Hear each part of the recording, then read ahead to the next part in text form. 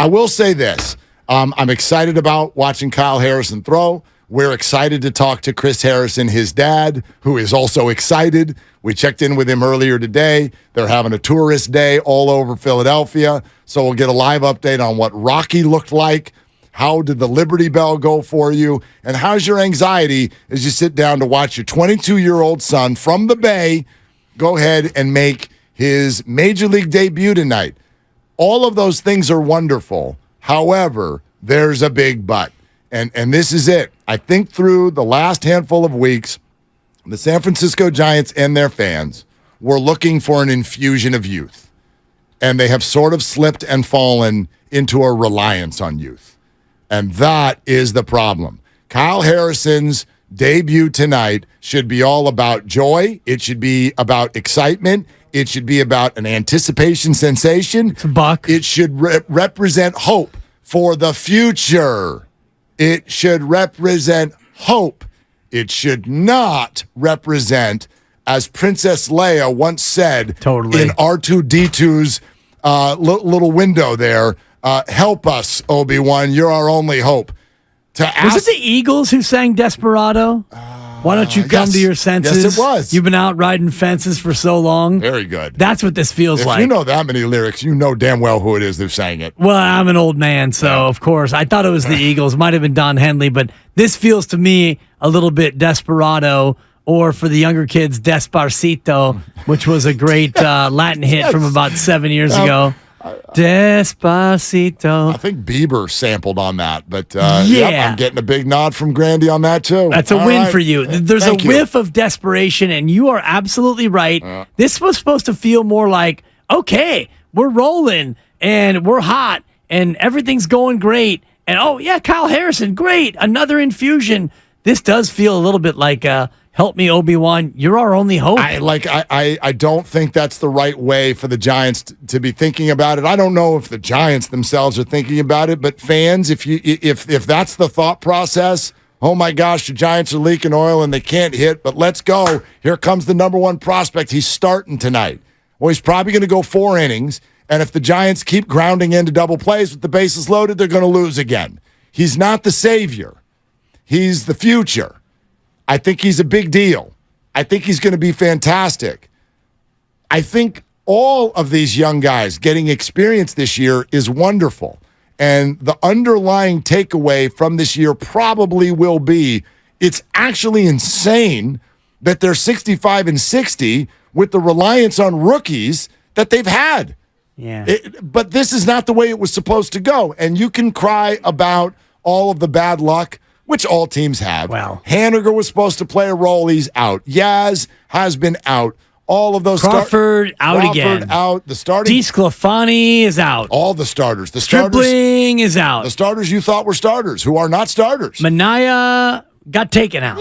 Yeah, okay. But yeah, Alex Wood, all of that stuff. My God. All of that stuff. Like, in the end, think of how many names we've gotten to know at a very intimate level, if you're a big Giants fan this year, from Casey Schmidt to Patrick Bailey to Luis Matos to Blake Sable to, here comes Kyle Harrison. I'm leaving guys out. Help me on this. Who else has been? Wade Meckler. Wade Meckler was in college a year and a half ago. He should not be in the majors, well, kid. That's my point. Who are you? That's my point. I think all of these guys moving through the system, Luciano, is fantastic. It means they're roping the ball at AA and AAA. That's tremendous. And the fact that they're getting experience is fantastic. The infusion of youth is literally a shot in the arm for the fans. But if this team is relying on that group as we move into September, you're going to be cooked.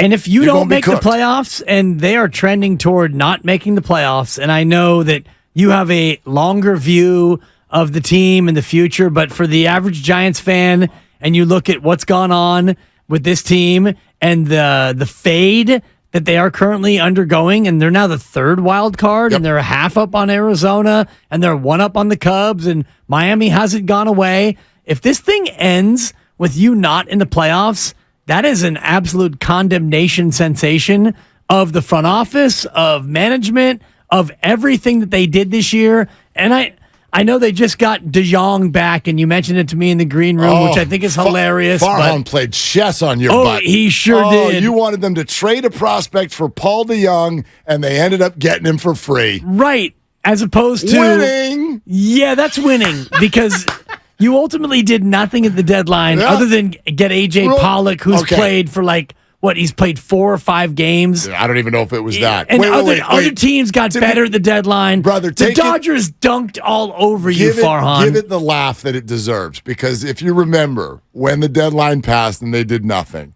I did come back the next day and I go, okay, I'm disappointed too, but it's not like any good hitters changed hands. Who did you want? The first name you brought up was Paul De Jong. Dude, he had an RBI for Toronto. And they got him.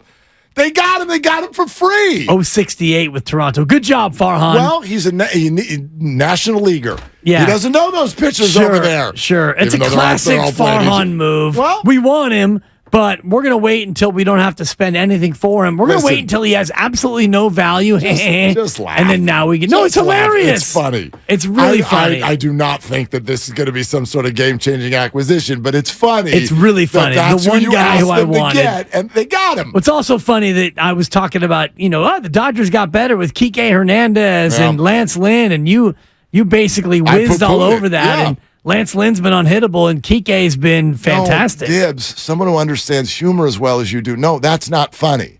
That hurts. That's not funny. No, that's hilarious. The Dodgers being really good is not funny. What are they, 18-2 since the break? They don't lose, no, kid. They're doing this crap that they do every year in August. Lose. Oh, gosh. Speaking of the Rocky Steps, that's where Chris Harrison was earlier today. Let's go. And so we're going to check in and see if he ran up the steps. Did he walk up the steps? Did he punch Rocky's statue and break his hand? Did he go to the Liberty Bell? Did they go to the Mint? Where did they go? In Philadelphia, maybe. Have you ever been to the Mint? I went to a money museum in Dallas and barely stayed awake. That thing was terrible. Oh, well, I'm sorry about that. It's cool when that's how they print money. Did you go to Broad Street? Get yourself something to eat? Sure. Absolutely.